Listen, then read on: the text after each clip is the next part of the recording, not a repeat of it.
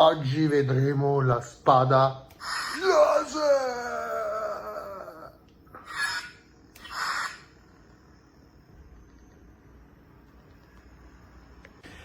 Wow, dopo questa introduzione da urlo vi faccio vedere la scatola. Arriva in questa scatola qua.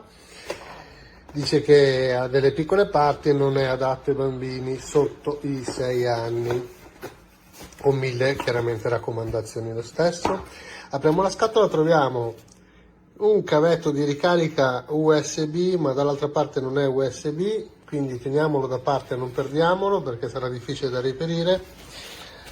Eccola qua la parte elettronica della spada, il manico, chiamiamolo come volete. Dentro ha dei LED che sono super luminosi. Adesso li accendiamo, guardate che sono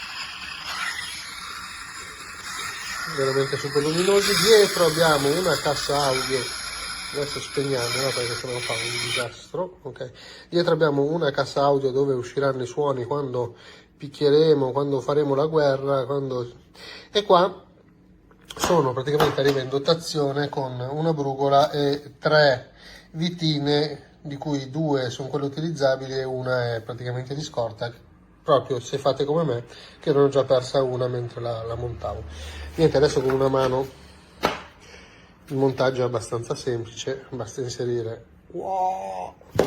dentro qua e dargli una avvitata. Ecco qua, con una mano sarà difficile, adesso lo monto, gli diamo una avvitata così in modo che questo, la parte in plexiglass, scusate, non esca e non si smonti durante l'utilizzo. Bene, una volta montata la spada non è per niente male, la possiamo accendere tramite l'unico tastino che c'è. Se noi premiamo 2 volte cambierà il colore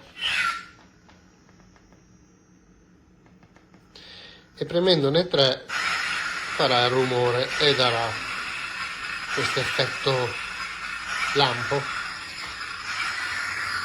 La cosa carina è che ogni volta che andremo a toccare dentro, a picchiare, lei farà l'effetto lampo, molto carino. Ecco, non c'è molto da dire su questa spada laser. L'unica cosa che vi dico è che sicuramente se la regalate a un bambino da 6 anni in su, come raccomandano il venditore, 1000 raccomandazioni, anche perché questo qua è plastica e alluminio, cioè in realtà sembra plastica, ma quando è arrivata a casa era caldissimo perché l'ho lasciato sotto il sole, il corriere me lo lascia, ormai è abituato, me lo lascia all'ingresso. E quindi può comunque far male se lo tirano dietro. 1000 raccomandazioni, il gioco è veramente carino, magari per i genitori un po' meno quando non c'è l'esclusione dell'audio, cioè quindi quando il bambino gioca, il ragazzo, l'adolescente gioca, ci sarà sempre del rumore. Buona giornata.